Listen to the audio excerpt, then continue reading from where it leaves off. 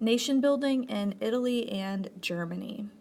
So in the last video, we started with a discussion of Louis Napoleon and the changes that he made in France, and then we talked about Italian unification. And so today we're going to pick up with the growing Austro-Prussian rivalry. Okay, so in the aftermath of 1848, there was increased tension between Austria and Prussia. Now, both of them were a part of the German Confederation, and the German Confederation was like a loosely organized group of German states. So like Bavaria, Saxony, Hanover, the Rhine provinces, or the Rhine province, and then you've got Prussia and Austria, which are the most powerful of these states within the German Confederation. And each of them were seeking to block the other within the Confederation. So by the end of 1853, Austria is the only one of the German Confederation, or the only state in the German Confederation that had not joined the German Customs Union. And this was called the Zollverein. I'm definitely going to put this up here for you. Okay, so the Zollverein, this is the Germans' custom union, and basically it was just to maintain a uniform tariff on imports from other countries, and it allowed free trade amongst themselves. So this is an economic agreement which gave Prussia, with its leading role within the Zollverein, the advantage over Austria. Even though, Austria was supreme in political affairs. So Prussia had sort of emerged from 1848 with like a parliament of sorts, and its liberal middle-class representatives wanted to establish once and for all that it was parliament and not the king who had the ultimate political power within Prussia. And so Prussia's king, tough-minded William I, or Wilhelm, convinced that the great political change in war were possible, pushed to raise taxes, and he increased the defense budget in order to double the size of the army. And so Parliament, of course, rejected his military budget in 1862, and the Liberals really triumphed in the new elections. So King William, afraid of losing power, called on Count Otto von Bismarck, and that is definitely a name that you will need to know.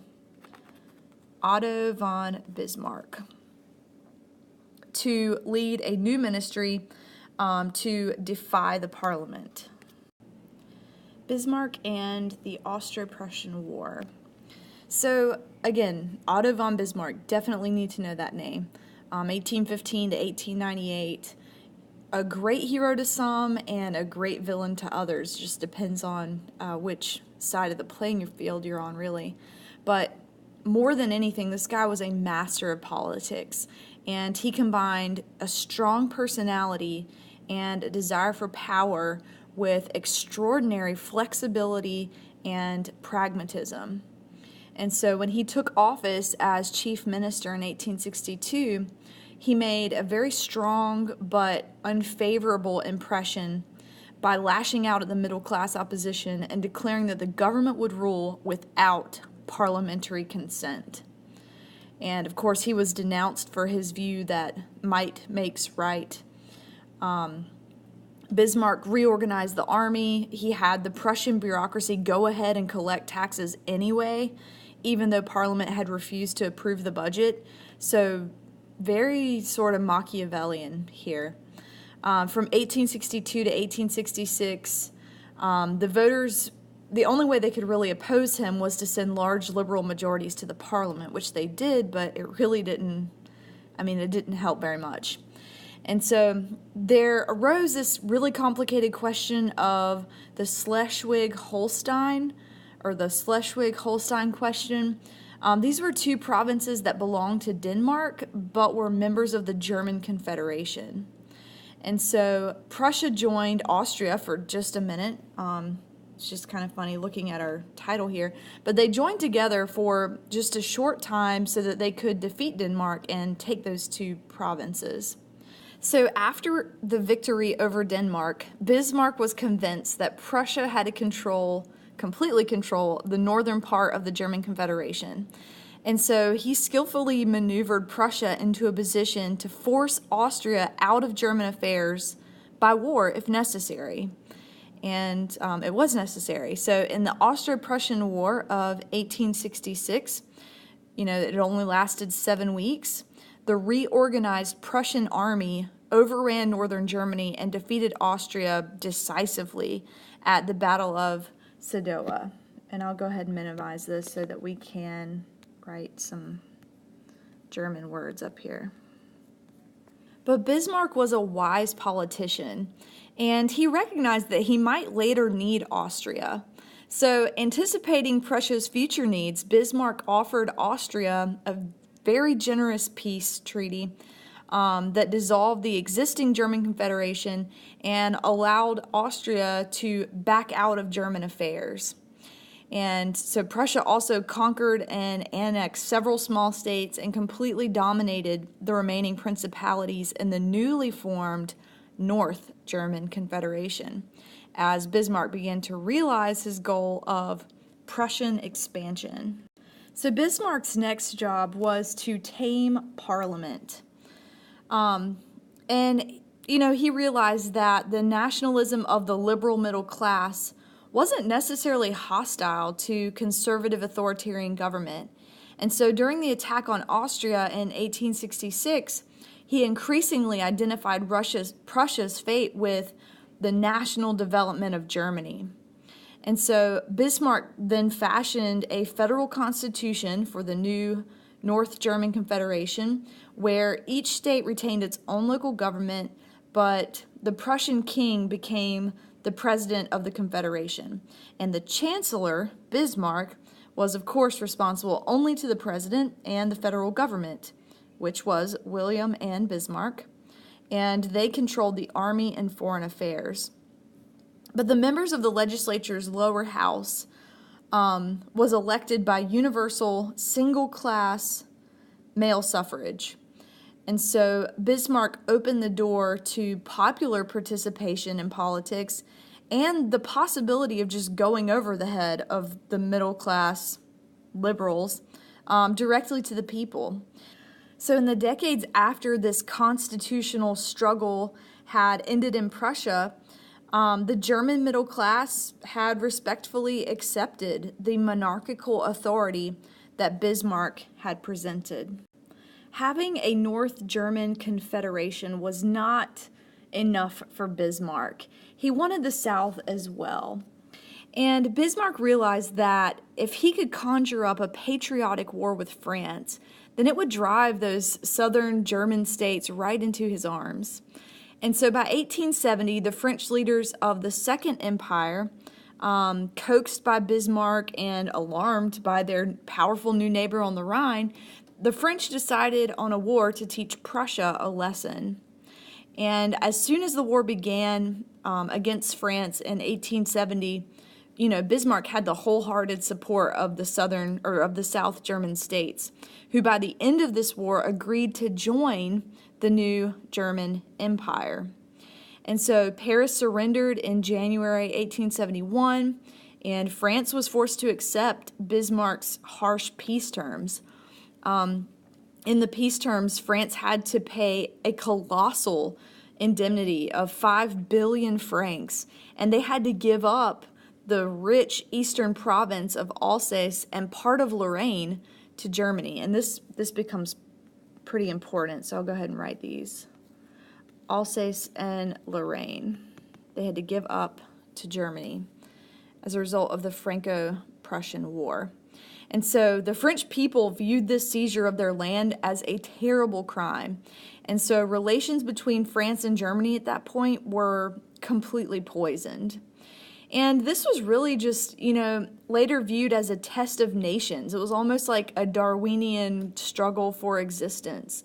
And in Germany, it released an enormous surge of patriotic feeling. Prussia had become the most powerful state in Europe in less than a decade, and most Germans were really proud of that fact.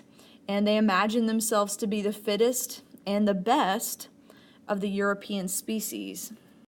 The modernization of Russia and the Ottoman Empire.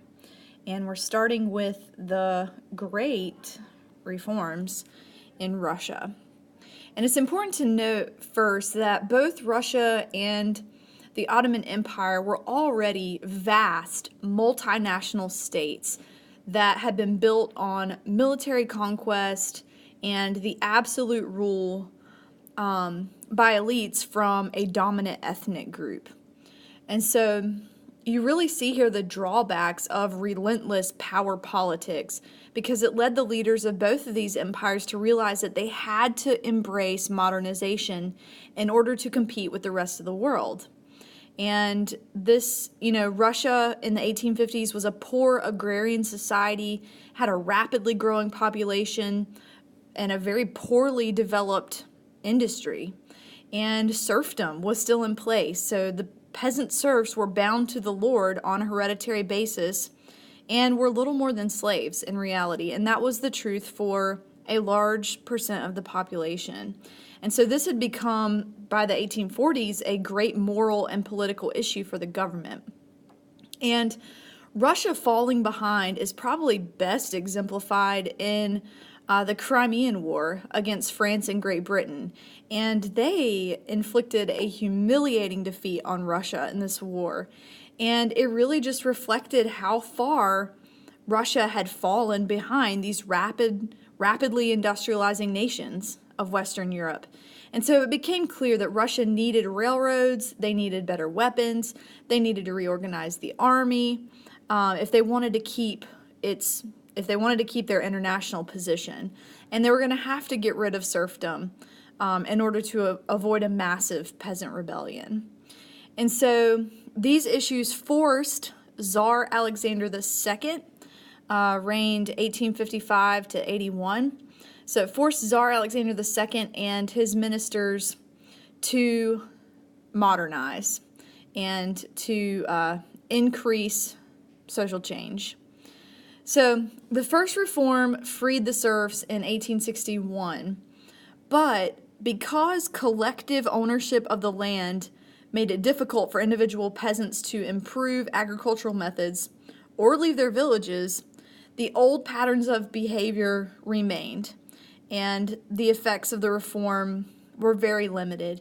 And most of those reforms were halfway measures anyway. For example, the new institution of local government, which was called the Zemstvo, and I'm sure you'll see this on a test or in your vocabulary.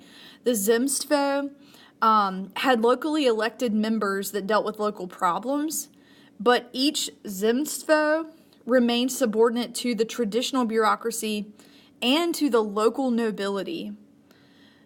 So it wasn't really a successful reform. A better reform of the legal system took place when they established independent courts and equality before the law, and that was carried out a little better than these local institutions of government.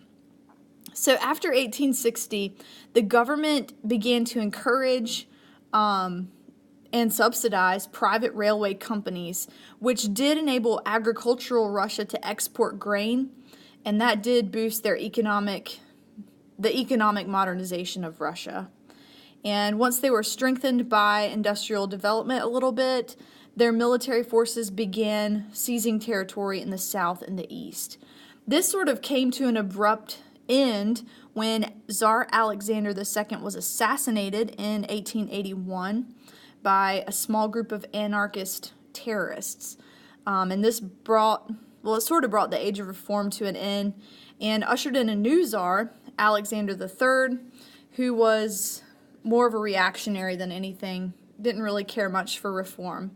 But in spite of that, there was an important guy, and I'll put his name up here, Sergei Witte.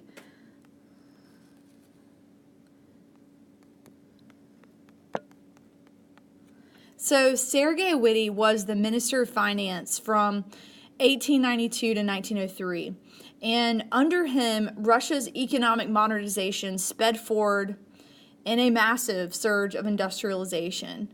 So between 1890 and 1900, Witte doubled the miles of railroad network. He established high protective tariffs so that he could protect Russian goods. He put the country on the gold standard, and he encouraged foreigners to build factories in Russia, so to quickly bring industry to Russia. And in eastern Ukraine, foreign capitalists and their engineers built an enormous and a very modern steel and coal industry. So Russia was beginning to catch up with Western Europe. The Russian Revolution of 1905. So all of this catching up with the West meant imperialism. The West was imperializing, they were taking more land, so if Russia wanted to be like the West, they too were going to have to take more land. Well, in this instance, they tried to take the wrong land. The Japanese had sort of laid claims to Northern Korea, and the Russians ignored diplomatic protests and went into Northern Korea anyway. And so the Japanese launched a surprise attack in February of 1904 and forced Russia into a humiliating defeat in September 1905. And so this military disaster actually brought political upheaval at home. Troops opened fire on a massive crowd of workers and their families in Russia who had met to peacefully bring a petition to the Tsar in St. Petersburg. And then this bloody Sunday massacre turned ordinary everyday workers against the Tsar and produced a general wave of indignation. So there were strikes, peasant uprisings, revolts among minority nationalities, and even troop mutinies throughout the summer that culminated in October 1905. And was basically they had a general strike that forced the government to give in to their claims. And so the Tsar issued the October Manifesto, and the October Manifesto granted full civil rights and promised a popularly elected Duma. And this is like a parliament or a Congress. So this is a huge step for Russia. And in the October Manifesto, it said that the Duma would have real legislative power. So on the eve of the opening of the first Duma in May 1906, the government issued a new constitution, and it was called the Fundamental Laws.